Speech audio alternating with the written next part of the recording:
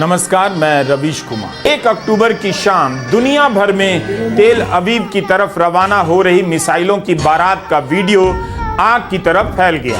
1 साल से संयम बरत रहे ईरान का सब्र टूटा। मिसाइलों की संख्या कोई 150 बता रहा है, कोई 200। ईरान का दावा है 90% मिसाइलें टारगेट पर लगी हैं।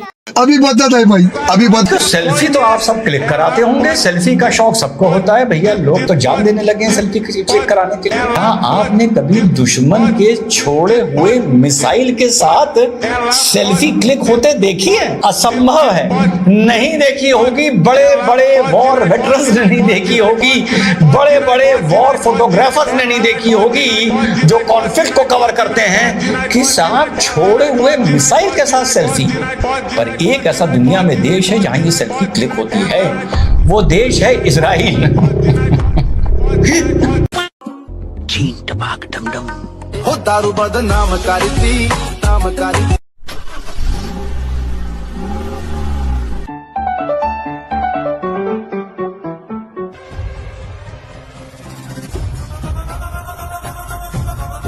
ये दोस्ती हम नहीं कि जब मैं छोटा था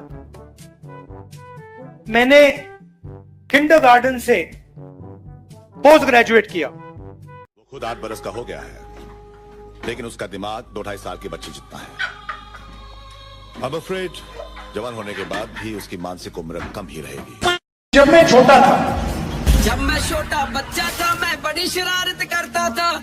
मैंने किंडरगार्टन से पोस्ट ग्रेजुएट किया।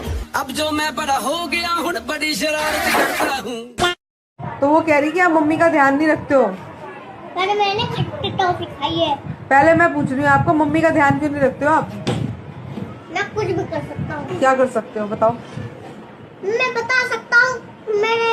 मेरे चाचा ना मेरे लिए एरोप्लेन लाए थे, अब मैं नाम के लिए कार लाए थे, रीता के लिए डॉल लाए थे और हिफ्जा के लिए जूना।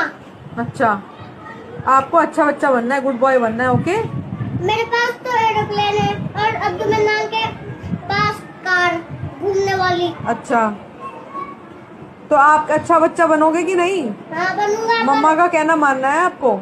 हाँ, पर मेरे एरोप्लेन में सेल खत्म हो गए। नमस्कार दोस्तों, आज मैं आपको अपने कोर्स के बारे में बताने वाला हूँ कि आप कैसे बिना इमोशनल हुए अपने माता पिता को छोड़ सकते हो, कैसे आप जर्मनी में किसी भी लड़की को सेट कर सकते हो, और कैसे हिंदू के जाट में जन्म लेके गे बन सकते हो। कि जब मैं छोटा था मैंने किंडरगार्टन से पोस्ट ग्रेजुएट किया।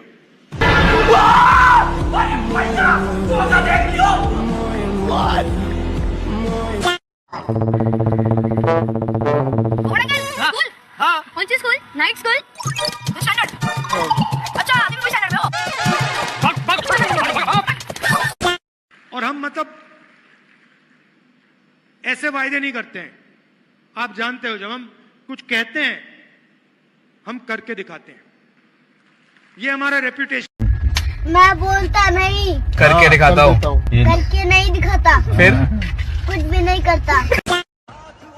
आज मैं सभी हिंदू भाइयों से पूछना चाहता हूँ कि आप लोग मुसलमानों से इतनी नफरत क्यों करते हो? कमेंट बॉक्स में बताओ, और हमारे मुस्लिम भाई उसका जवाब देंगे, वो भी प्यार से। लव जिहाद, पत्थरबाजी, बूम बड़ाम बम, तुम्हारी रैलियों में पाकिस्तानी झंडे का दिखना, अवैध अतिक्रमण।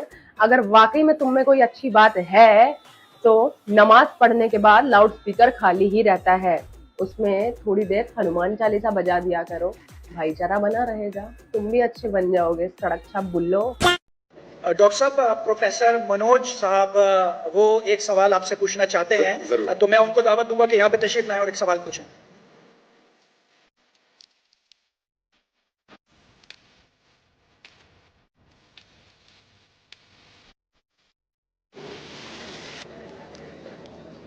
सर्व मंगल मंगल्ये शिव सर्व साधिके शरण्ये त्र्यंबके गौरी नारायणी नमस्ते।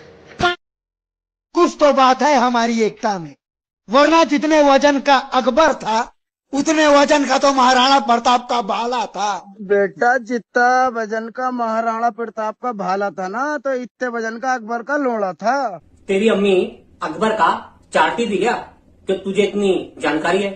बताना जरूर। रोम रोम भाइयों, सिस्टम पार देंगे। गजनी धर्मात्मा नहीं, पप्पू लंड महात्मा हूँ। कुछ याद नहीं है नानी का घर कहाँ है। 85 100 इडली, आलू से सोना, जलेबी की फैक्ट्री, 99 सीट खटाखट, कुछ याद नहीं है। ये 400 का ढोल ताशा तो हमने सुना था ना, 400 पार 240 पर पटक दिया इस देश की जनता ने। अच्छा, और क्यों पटक दिया? क्योंकि राहुल गांधी ने इस देश के संविधान को उठा लिया था, और इस देश के संविधान को उठाने के बाद इस देश की जनता ने कहा इसके साथ हम खिलवाड़ नहीं होने देंगे। रुको जरा, सब्र करो। 40 पे लाके पटक दिया। अगर 240 की पटकनी है तो 44 सीटें क्या थी, 52 क्या थी, 99 क्या है, और टोटल करेंगे तो 200 के नीचे है। पटकनी इसको कहते हैं। पहले अपनी हैसियत देखिए। यही नहीं, अभी और सुनिए। अब मैं आपको बताता हूँ, भाषा की मर्यादा पे बात मत किया करिए। देश के चुने हुए प्रधानमंत्री को कहते हो चौकीदार चोर है, और ये मोदी तेरी कमर खुदेगी। नीच, कमीना, मौत का कातिल, हिंदू जिन्ना, जनरल डायर, मोतियाबिंद का मरीज, जेब कतरा, गंदी नाली का कीड़ा बैठी हुई है यहाँ पे, जिसके ऊपर 140 करोड़ जनता का आशीर्वाद होता है ना। ऐसे बहुत आते हैं और चले जाते हैं, कुछ नहीं बिगाड़ सकते देश के प्रधानमंत्री का। क्या बढ़िया था। दीपावली आ रही है, 5 दिए कम जलाएं, बचे हुए तेल को लाठी पर लगाएं और प्रदूषण पे ज्ञान देने वालों के पिछवाड़े फुलाएं। जय श्री राम। जय माता दी। जो लोग गणपति में पत्थर मार रहे थे, नवरात्रि में भी नारियल चुनरी प्रसाद बेचकर पैसा कमा रहे हैं हमसे, दशहरे में फिर पत्थर मारेंगे। इसलिए खरीदारी सोच समझ कर करिए। जय माता दी।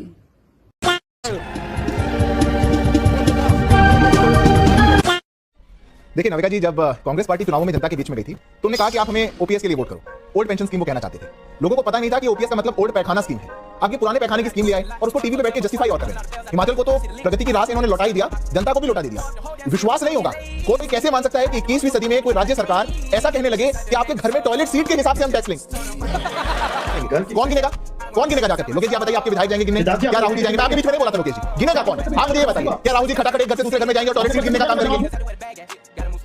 क्या विधायक गिनने का काम करेंगे? क्या सुखमुदी गिनने का काम करेंगे? तो जब ऐसी स्थिति आ जाए, लोकेश जी सुनने की हिम्मत रखें, आपके बीच में नहीं बोला। ये बताओ, मेरा बच्चा सुनो ना, जब ऐसी स्थिति आ जाए कि एक राज्य को आपने कंगाली के कगार पर नहीं, कंगाल कर दिया, जो राज्य अपनी तनख्वाह ना दे पाए, जिस राज्य के अंदर उसको सुचारू रूप से चलाने के लिए पैसा ना बचे, और आप जनता को ये कहने लग जाए कि आपको टॉयलेट सीट के हिसाब से पैसा देना है, ये कैसा मजा?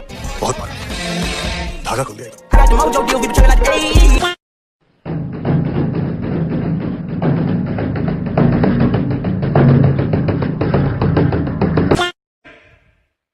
कांग्रेस जानती है कि उसका वोट बैंक तो एक रहेगा, लेकिन बाकी लोग आसानी से बढ़ जाएंगे, टुकड़े हो जाएंगे। इसलिए कांग्रेस और उसके साथियों का एक ही मिशन है, समाज को बांटो, लोगों को बांटो और सत्ता पर कब्जा करो। इसलिए हमें अतीत से सबक लेना है। हमें हमारी एकता को ही देश की ढाल बनाना है। हमें याद रखना है, अगर हम बटेंगे तो बांटने वाले महफिल सजाएंगे। बनना है तो कट्टर हिंदू बनो, नहीं तो चलते बनो। जय श्री राम। कश्मीरी पंडितों को यहाँ पे किसी ने भगाया? आप वो मानते हो किसी ने भगाया उनको? वो खुद गए यहाँ से। मुझे आप सबूत दो, एक कश्मीरी में उसने निकाला यहाँ से, एक कश्मीरी ने किसी हिंदू को निकाला। वास्तविकता के साथ जागो। क्या करे, क्या बताएं हम? आज कहते तुम लोग क्यों भागे? भगाया गया। मस्जिदों में जब वो अनाउंस करते थे, लड़कियां गिन के रखी थी, वो लड़की मेरी, वो मकान मेरा, वो औरत मेरी, आदमी को मार डालेंगे। And you have to choose. There are no prizes for the winning also. So the first question is, one person you wish to have dinner with, Kim Jong-un or George Soros? What was the first one? Kim Jong-un, the North Korean. I think this is Navratri, I'm fasting.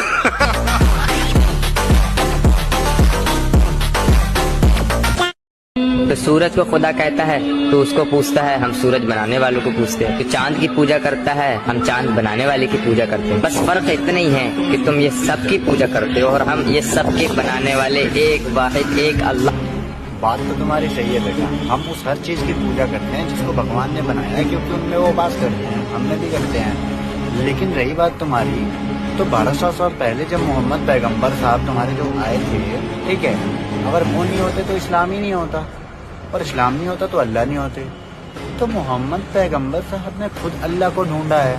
अगर वो नहीं होते 1200 साल पहले, तो तुम लोग खुद कहीं अपने अल्लाह को खरपतवार में ढूंढ रहे होते। तो मुझे ये नहीं समझ आया कि विलुप्त प्रजाति वाले अल्लाह कहाँ से इतनी सारी चीजें बना दी। ये सिर्फ एक मूर्ति नहीं है। मूर्ति जब बनाई जाती है जब हम किसी व्यक्ति की विचारधारा को, उनके कर्मों को दिल से समर्थन करते हैं। यहाँ रात के अंधेरे में छत्रपति शिवाजी की मूर्ति को हटाया जा रहा है।